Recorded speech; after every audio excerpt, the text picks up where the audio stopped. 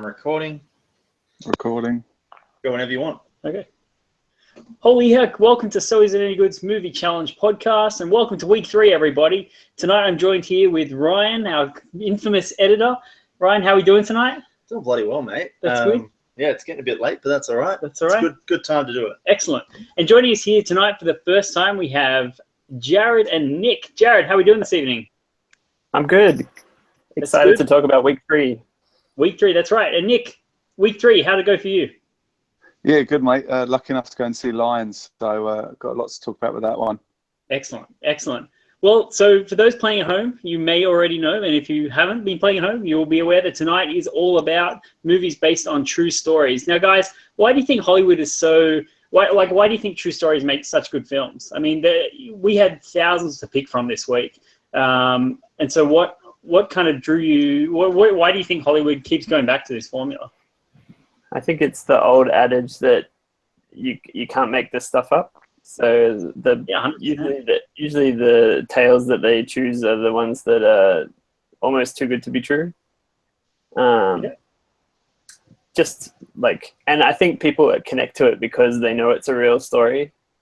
I think it's like somebody actually did it. So yeah, and that human element I think is a huge draw card. And you're right. I think they either fall into 2 categories, and that's the can't believe it's true, or something that's kind of we can all relate to, really. And those kind of human stories are really draw audiences together. And they can also use it as a... Can I just quickly say... Scotty, you're yelling, mate. You don't need to. just like... Yeah, cool. Yeah, just talk normal. Like, cool. Yeah. Anyway, cool. Keep going. Nick, go ahead. Yep. They can also use it as a base. They can also start story and then Hollywood's help. Well, it certainly sounds like Skynet is taking over. You sound like a freaking robot, man. Are you running off Wi-Fi or your phone internet? No, I've lost you. You talking to me? Yeah, yes. You, Nick.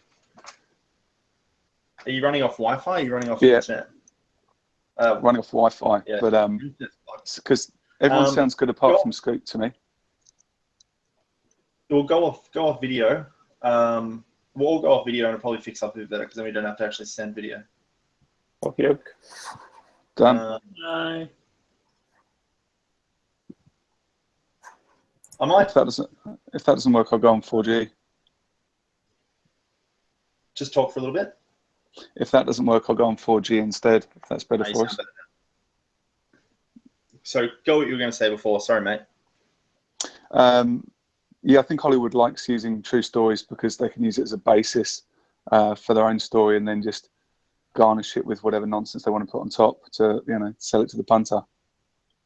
Yeah, I think 100%. I think based on a true story provides a big wide array of, how truthful these things can get. And I think that's a pretty common criticism we see is that often, the truth is somewhat far from what's being displayed on screen. But generally, these things are kind of hit to kind of make the audiences get some kind of emotion. So, and generally they work. So can't really fault them for that. So, Nick, we might start off with you. You've seen the newest film this week. Do you want to tell us a bit about Lion? Yeah, sure. I mean, if you're not familiar with the story, it's about a 5-year-old boy called Saru who gets lost from his family, ends up on a train thousands of miles away from his home, and eventually ends up getting adopted and moving to Tasmania.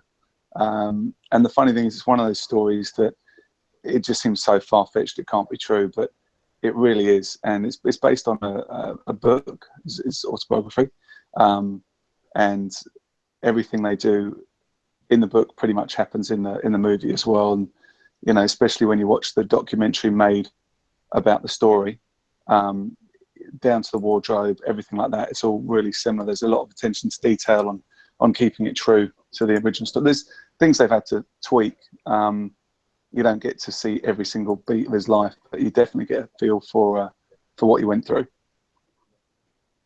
Excellent. And now, based on your review, which you can read online, there was a lot of emotion, apparently. So this hit, obviously, the right beats for you? Oh, God, yeah. Embarrassingly so at some points. especially when you sat next to a stranger on the other side of me. And I made sure I put my sunnies straight away before we left the cinema, because not only do they sort of pull on your heartstrings every chance they get, at the end actually show you the real footage of, I don't want to spoil it too much, but yeah, it's very emotional. And sorry, I said, well, you're about to. yeah. No, there's still plenty of story in there for you, even if you do know what happens. Sorry, there was a 60 Minutes story on it. So if anybody hasn't seen the movie but has seen that, it's probably all been ruined for them anyway. What chance do you think that any of our readers have watched 60 Minutes? I don't know. 2% of maybe readers that maybe watch that shit.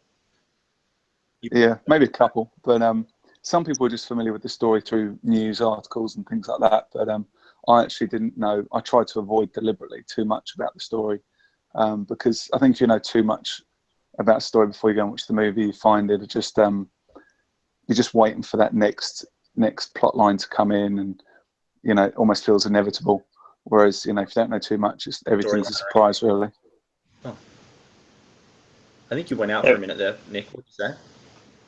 I was just saying how if you know too much about any movie, really, it tends to spoil your enjoyment, or my enjoyment personally, because you're just waiting for the next plot line, the plot beats come in, and everything feels a bit inevitable. Yeah, there's the temptation to Wikipedia search the real life events with these tales. So I had to hold off while watching my movie. But yeah, well, it's just like sorry to go back to your question, Scoot. It was definitely emotional, because there were certain things that you didn't even realize you'd start welling up at, but just little moments really do just hit you hard, because you know exactly what this guy's been through, or you think you do at least. And yeah, it's definitely worth a watch, and just bring your tissues. Did you see this by yourself? No, I saw it with my wife on a sort of preview screening, and it was just after watching La La Land, so we saw it on the same day. And unfortunately, there was a Lion trailer playing before La La Land, so we made sure we talked the whole way through that, so it didn't spoil anything, which looked a bit odd. But so you went from the happiest film of the year to potentially the saddest film of the year in one afternoon. Well, that's it. It's not one of those sad, depressing movies. It feels like it's pretty upbeat and positive about the whole thing, and it doesn't go into gory or graphic detail about all the real nasty things that happen to him. So it's still obviously a sad story in places, but at least you're interested and you're rooting for the character to go to do well. Think it has a big chance of the Oscars this year? I definitely do. Apart from the fact it only got 4 Golden Globe nominations, I thought it would have done a lot better than that. But yeah, I think it will, when more people see it and there's more buzz about it. Although I have read a few reviews since, and a lot of people have a problem with the second act, or the second half of the movie, I should say, which I didn't at all. But I've heard a few people say they had a problem with that. You tend to be, Nick, I've found recently, that you are the person that actually goes against the tide of reviews. Like, you've said that Split was bad. I haven't seen it personally, but you said Split was bad. Every review I've read of that movie so far have said it's phenomenal. And so I kind of want to see it myself, to see where you sit on that kind of line of movies, because you hated Mad Max too, right? Yeah. Yeah, and that's the thing. Like, I won't go into that right now, Scoot, obviously. But the thing, ding. I just don't want to feel like a contrarian just because everyone likes this, so I'm not going to. With Split, I think it was in a preview screening, and everyone was just cracking up laughing when when he turns up in a dress and dressed as a woman. Everyone just started losing their shit. So it's hard to kind of get the suspense and all the drama and scares and thrills that you're supposed to when everyone's cracking up. So maybe if I watched it at home, I'd feel this, I'd feel differently. But I went to see it with a mate, and he felt exactly the same way. For me, the story wasn't there, and it just felt like it didn't really do much, and it felt like it kept on repeating itself over and over again because they had to explain he had a split personality, and then they would just do that repeatedly and the effects of that. But I would really love for you guys to have a watch, and I'd love to know your thoughts on it too. I think I will. I quite like Shyamalan. Yeah, me too. I do too. I mean, his earlier efforts, everything prior The Village, and then I quite liked The Visit. I thought that was pretty good. Me too. Yeah, that scared the pants off me. It was disappointing to hear that this was another step backwards. Anyway, I just sorry about that tangent. I just wanted to find out, if that you're that type of person that just hates everything. No, I'm the opposite. Like I'm the opposite. I tend to like more things than I probably should. But with that one, yeah, or recently, Mad Max is just a story of a guy going backwards and forwards down the road. Yes, and that's all that happens. It looked pretty. I'll give you that. All right, so we'll jump over to Jared now. Jared, your pick of the week is very interesting because you hate Tom Hanks. I do not hate Tom Hanks. All right, so I hate one of his many, many films, but I like Tom Hanks. That's the issue. All right, we're not going to get into that. I watched Captain Phillips. Okay. Which is the based on the, I think it was like 2009 hostage situation on board. Yeah, on board a freighter in the off the African coast. Are you sure you watched this movie? Yeah, sorry. I thought you were talking about the movie came out. I was like, no way, that movie came out like 2 years No. ago. The real life events. It was in 2009. Mm-hmm. And yeah, I really liked it. It kind of it was very different to what I thought it would be, because have you guys all seen it? Yeah. It's kind of a movie in two halves. So there's the bit on the sort of freighter ship, and then there's the second half when they're on that sort of lifeboat thing. Yeah, that's right. Yeah. Mm-hmm. And so I got halfway through, and I was like, this can't be over already, because they were kind of they'd gotten to a point where it could have ended, but it was only like 45 minutes in. I was like, where the fuck do they go from here? And then it happened, and I was like, oh, okay, that's where they go from here. So it's kind of, yeah, there's a cool switch in it, and then it becomes very sort of claustrophobic, and a lot of people yelling and all that sort of stuff. But I thought Hanks was phenomenal. That's probably one of his best roles in years, probably since Saving Private Ryan, maybe. Be cool. Yeah, you're right about the claustrophobia. Anyway, when I watched it, I just on the boat towards the end. Well, many spoilers, but I'll just say the shiver scene. The realism in that sequence I thought was pretty amazing, and I would have just handed him the Oscar right in that scene if I could have. At the very end. Yeah.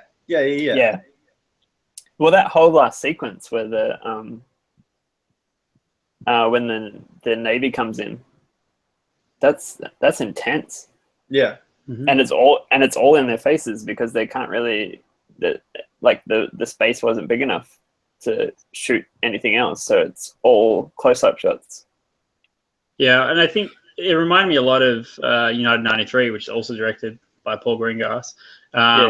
Yeah, and I think they're both just really just kind of tense in your face kind of thrillers that are based on historical events. It's really quite crazy how well he moves that camera around in such a small space, and kind of really brings that claustrophobia on you. Yeah. Yeah, and you also think, what would you do in that situation as well? Like if you were stuck in the boat or stuck on, United 93 or something, what would you do? Yeah, there's that element. I think that's a big selling point of these, true stories, is that you really can picture yourselves in these characters because it was a real event, right? And I think that also helps in trying to connect with these characters on screen. So yeah, excellent. Yeah, I like that they didn't overplay it too. Nothing seemed like he didn't turn into John McClane at all, and like I don't even think he had a gun the whole movie. So No. There were parts where kind of like just do something, and I think I was glad that he kind of did. I didn't want him to risk his life too much, but it was pretty intense movie. That was a good one. Yeah. And the lead pirate is forever in GIF heaven. I'm the captain. I'm the captain now. Yeah, I finally get that, you guys. Only a couple years later, I finally get it. Yeah. Cool. Good stuff. All right, Ryan, what did you watch? I checked out Donnie Brasco. Funnily enough, I've actually been wanting to watch this movie for quite a while because I've been really into modern movies and mafia films and Martin Scorsese kind of pictures, and this was one I hadn't seen. So I thought, well, now's the time. True story. Let's get it on. And personally, I didn't really enjoy it. Like it's okay, but as far as mafia film goes, films with Al Pacino, Johnny Depp films, it kind of just like nothing happened. Have you guys seen the movie?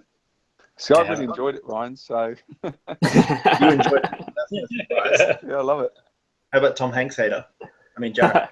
I have seen it, but not recently. So I struggled to remember it. Yeah, it's pretty old film, but so basically it stars Johnny Depp as Donnie Brasco.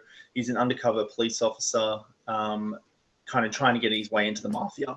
It's set in New York.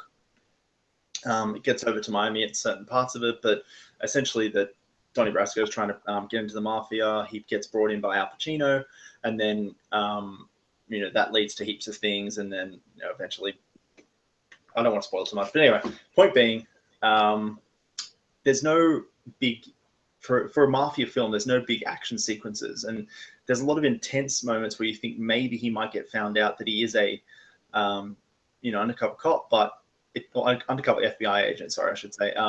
But it never comes to fruition, and it never happens. Even by the end of the film, fuck it, spoilers. Even by the end of the film, when you do find out that he is an FBI agent, and everyone in the mafia finds out that he's an FBI agent, nothing happens. The only person to cop it is Al Pacino. And for me, I wanted to see, I don't know, more deaths. There's a lot of deaths off screen and off camera that you don't see. The only sequence the only action sequence I thought was okay in it was there's a sequence where they get this small kind of casino and bar going on, and then the cops raid it and stuff happens. But for a mafia film, it was very talky, and it was very it's bland. I didn't think much happened. So for me, it wasn't that great of a film. But in saying that, I will also say that, just so I can help my matters a bit better and I don't get hounded by people in the comment section, that my favorite mafia film would probably be Goodfellas. So coming from that film to this, where Goodfellas, there's things happening in that movie every 5 minutes. This movie is very slow paced, and as I said, it's quite boring. But it's so you go. Sorry. Funny enough, this film was originally supposed to come out in '91. With Tom Cruise as Donnie Brasco, but then would have been a year later after Goodfellas. Well, that's exactly the reason why it got postponed, right? Because they didn't think two mafia films could fit the market, and they knew Goodfellas was coming out, so they would have tanked if it did. Tom Cruise, correct? Really? Yep. Christ, that guy can't do everything. He tries. Yeah, no, he shouldn't. I was reading the other day that Tom Cruise was shortlisted for Green Lantern. Yeah. That? What's with Ryan Reynolds? I don't mind that. Look, I reckon give him another chance. It wasn't his fault. That movie was awful. I reckon so many different ways. I reckon Ryan Reynolds would just tell him to fuck off. What? Yeah, I agree. He's like, I got my own franchise. Yeah. No, I don't think he'll come back for it at all. I think Armie Hammer will be out of those five. I think he's the only one that's not doesn't already have a franchise or is not. Does he have any kind of comedy chops? I feel like I've seen everything basically he's been in the last 10 years. Basically Zero, Social Network, and Lone Ranger. That's basically his movie lineup, isn't it? Oh, I see Man from Uncle. Man from Uncle. He's good in that. Except you. And my Jared. friend. And Jared. Yeah, I don't know. I don't feel like he does that much of a comedy chops to pull off Green Lantern, especially if they're going to do Hal Jordan, because Hal Jordan is very slapstick, sarcastic kind of wank, who thinks he's better than everyone else. So if you get Armie Hammer to do it, I don't know. It's just going to come off as he'd play a better Batman. Doesn't that fit in with the rest of the DC characters where they're all kind of miscast? Yeah, but you've got Jeff Johns behind it now. You've got a better producing and better lead team behind the film. So after Wonder Woman tanks and after Justice League tanks, they'll have a better run of films. Or they won't have any films at all. Warner Brothers, basically their lineup. Fantastic Beasts and Where to Find Them, that series, and then the Justice League and DC. If they both fuck up, which kind of Fantastic Beasts has already kind of landed in that kind of, well, didn't make enough money, we don't know what to do with it, land. Yeah, didn't like that. And then you've got the DC Of course film. he didn't. You didn't like it? Fucking hell. You can't win with you. That was really good. Yeah, I really enjoyed it too. No. I haven't seen it. Scott, your wife said it was best film of the year. Yeah, that was her favorite film of the year by far. What? Wow. Said that, but it was pretty good. Wow. Why? I don't know. She really liked it. I thought it was really good. It was kind of neat to see these, that world that we quite enjoy, and now we just get to see adults doing stuff in that world instead of stupid kids, right? Yeah, but we're adults too. So it's kind of we've almost grown up with it. Correct. And they've brought out new characters that are Correct. our age. And I really like the 1920s kind of a New York setting, just a completely different world. So just building on top of everything that we'd seen before, and then suddenly seeing this whole different side. I thought that was really kind of neat. Why didn't you like it, Nick? Well, because everything you just said, like on paper, brilliant. Like I love the era, love getting to see more monsters and all the rest of it. But it just felt boring. The whole, I don't feel like they did enough with what they had. They had all this chance to use the monsters or beasts, I should say, and do whatever they want with them, but they just sort of escaped and they caught them, and you kind of knew who the bad guy was from the start. And I don't know, just nothing. It wasn't as interesting. I think more it's the potential that pissed me off, that they could have done something more with it. All right, Debbie Downer. What is your favorite film, by the way, Nick? I just want to know this. Give me like top three. Top three. I've got a weird one though. Weird it up. Gross Point Blank. You ever seen that one? Not. Oh, that's a great film. Not the original one, but the John Cusack version. Yeah, What's the yeah. other version? Oh, it's kind of a different movie that I think they made Payback into with Mel Gibson. I think it was based on a movie called Point Blank that was made in the 60s or so. Right. Yeah. So yeah, Gross Point Blank's definitely up there just because of everything about that film, really. The writing, the acting, the music, Yeah, I've been hard pushed to just think of any others. I mean, a lot of the others are really obvious, classics. But I need to have a proper think about that top five, I should say. Well, there's your homework. I think our intent listeners will be waiting for your top five so they can know whether you're an actual fan or just like to poo-poo everything. Oh, right. Thanks for that moniker there, Scott. All right. Well, accepted. Just because you like bloody Mad Max. You have to live with that. If I have to live with the Tom Hanks thing, you have to live with that. Oh. All right. Yeah, well, you lost me a Mad Max fan. That's your own fault, mate. We should put you both head to head doing something like a movie wars or something like that. Please do. Yeah, so we've got Fantastic Beasts, which kind of brings us back to Johnny Depp, which brings us back to Donnie Brasco. Oh, look at that! Wow, well done. Brasco. Thank you. Play the movie game. That's how I do it. Yeah, Donnie Brasco. Not an amazing film. I don't recommend watching it. There are so many better other mafia films out there that you could be sitting down and watching. That would probably be one of my, bottom of the list. I would, suggest watching 7 seasons of Sopranos before I'd watch 2 hours of that. Not a massive fan of Sopranos. What's that? Sopranos for me was just him sitting around talking about his problems. That didn't have enough gangster stuff for me. Of course it was. I swear you're winding me up by just picking my pushing my buttons today because we have a list of everything that you hate. You do. You've been doing your research. I like it. You've been following my Twitter feed. But yeah, for me, show bag of hated films. No, but Sopranos, he just sat around and whinged. I didn't see much gangster stuff, or as much as I wanted. That's fair enough. Whereas with Donnie Brasco, at least you felt like you were living the lifestyle a bit, and he changed and developed and got more immersed in that kind of culture.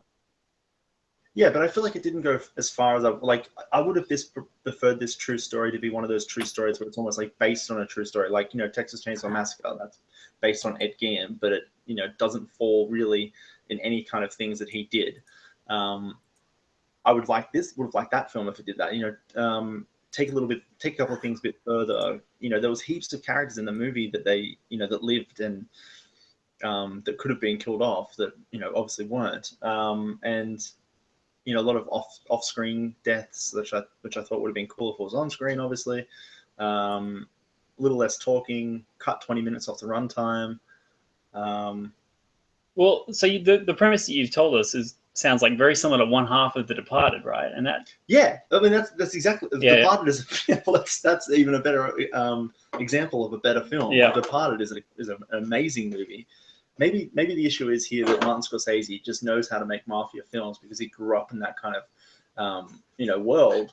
And Mike Newell, who, you know, makes movies like Prince of Persia and Harry Potter: The Goblet of Fire, that and 4 Weddings of Funeral, just doesn't just doesn't hold up in the mafia realm. Yeah, he's a weird pick to helm a mafia movie. Apparently, he's a director that very British. Put every finger in every pot pie. Don't make it sound like a bad thing. Oh no! It's just you'd expect him to do like if he was going to do sort of a gangster type thing, you'd expect him to go the Guy Ritchie route, but he went full Italian mafia. Good on him. We're just looking at his filmography right now. He has a very strange. Yeah. Prince of Persia sticks out like a sore thumb. Like, yeah, that sucks. I'll go through some of his lists: 4 Weddings of Funeral, Great Expectations, Mona Lisa Smile, Dancing with a Stranger, The Awakening. That's probably about it. And then, you know, all of a sudden he's done Prince of Persia, which is just like, what? Why did they give that film to him? Anyway. Because no one else would want to direct it. True. That was not a good movie. I didn't terrible. Can you agree with me on that one then? I think my main. You've got me on this one. Yeah, I'll agree with you on that.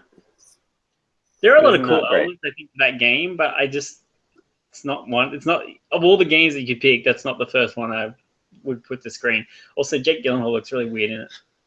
It's because he's playing in what is it? Where is he from? Israel? Persia.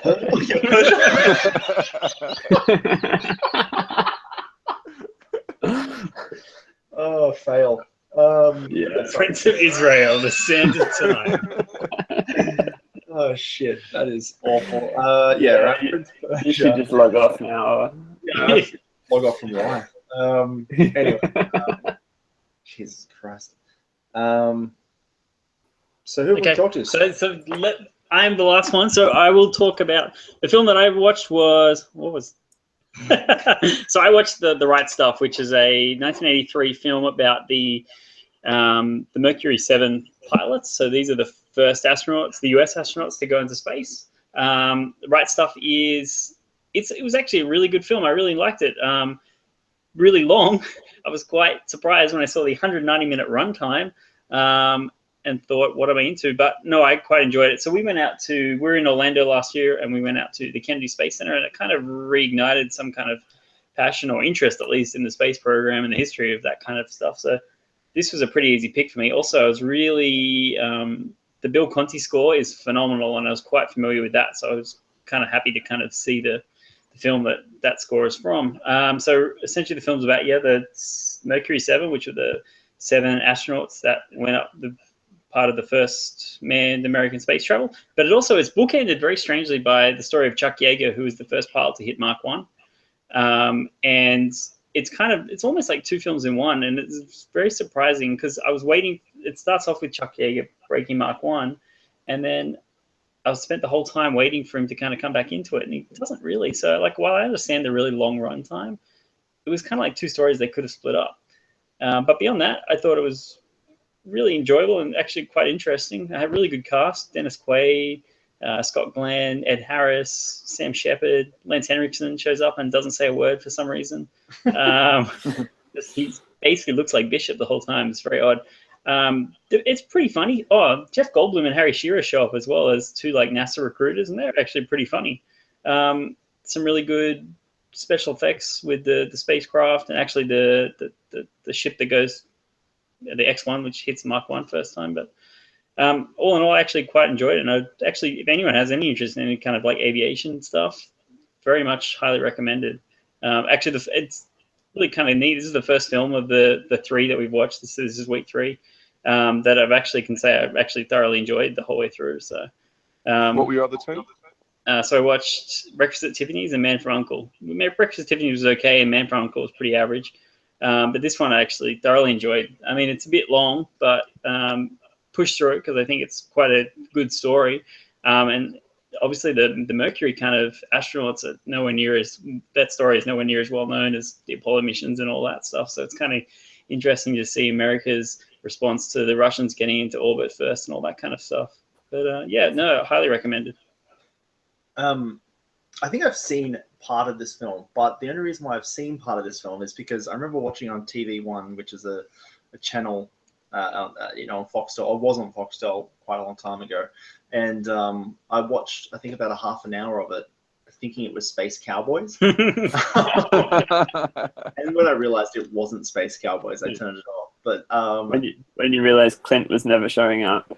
Yeah, and Tommy Lee Jones and stuff that has never made an appearance, so I kind of just shipped out, which is really stupid. But I think that movie, Space Cowboys, it was brand new at the time, so I'm not sure when that came out. 99. There you go. Or 2000, I think. Yeah, so that's about my age. I was thinking that I was expecting to watch Space Cowboys, and I ended up starting watching this movie that went forever.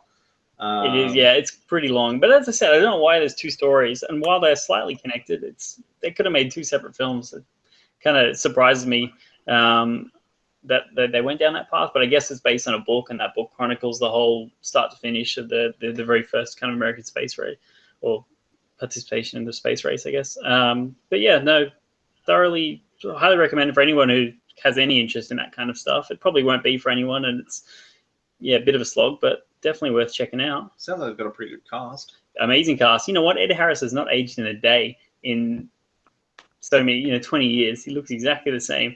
Lance Henriksen. Yeah, correct, 100%. And Lance Henriksen always looks like a robot. So, yeah. Okay. Yep. So that was this week. That's based on a true story. Does anyone have any final tidbits they want to add, or anything that they want to kind of round up? Do we have any responses? Is anyone else reading at home using the "So Is It Any Good" hashtag? I will make a quick check. We'll just have a quick look.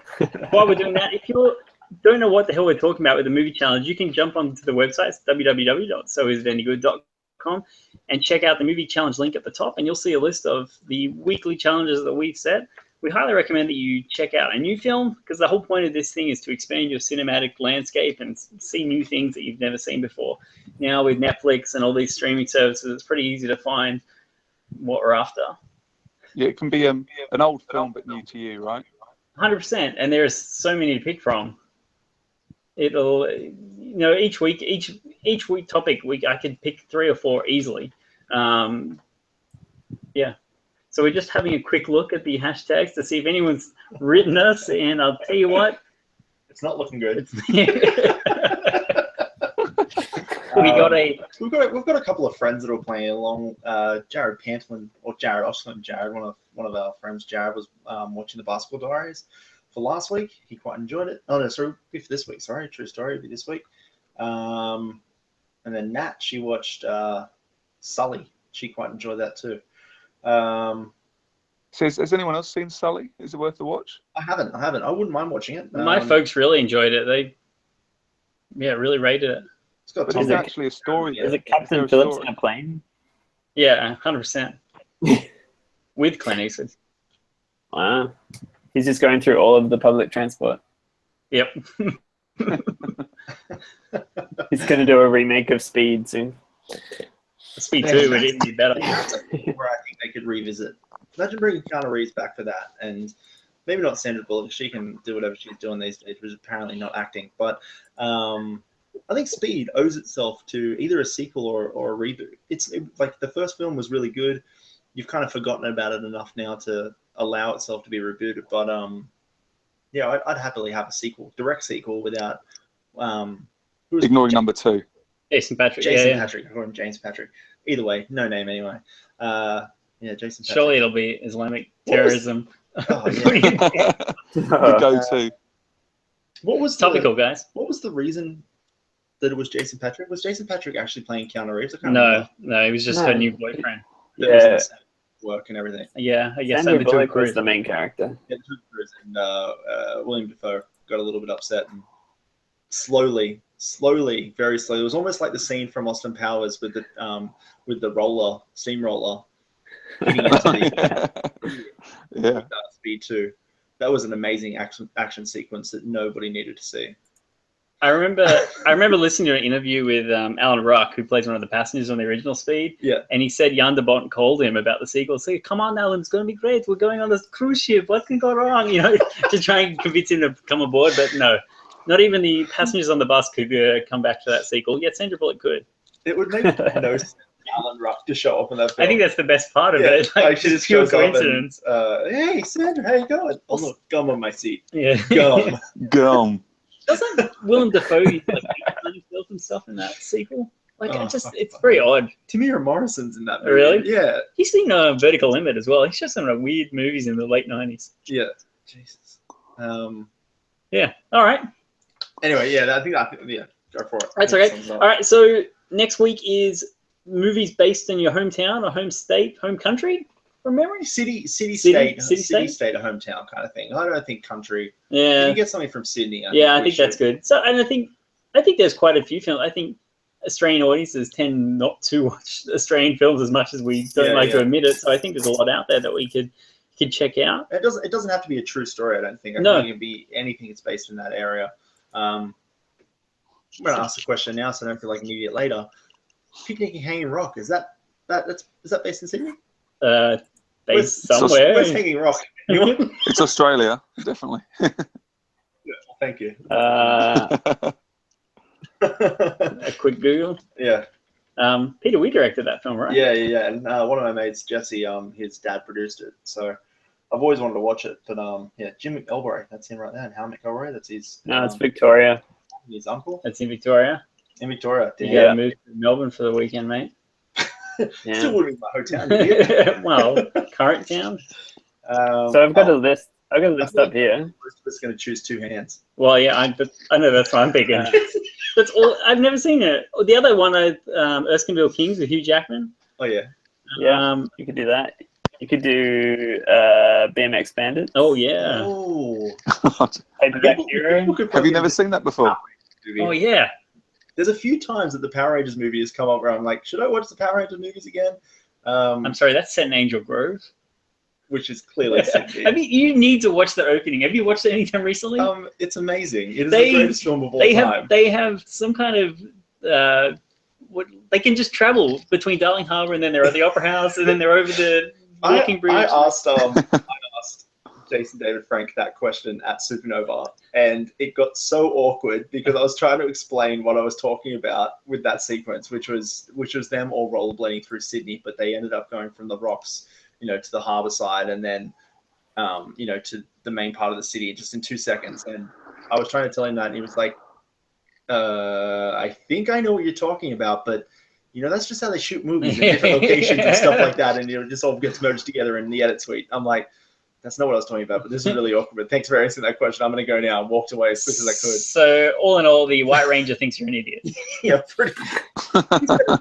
Ranger, but yes. Okay, Jason sorry. Tommy, he thinks I'm a dickhead. That is pretty much straight up it. Also, the last time the Sydney monorail is featured in a film, probably. No bullshit. You haven't seen Two Hands. Is it? Okay. Yeah, it's a nice little sequence. Does it get picked up by the Megazord in 2 hands? No, it doesn't. Oh, I don't think it gets picked up by anyone in Power Rangers. Oh, doesn't the bird land? Oh, right, yeah.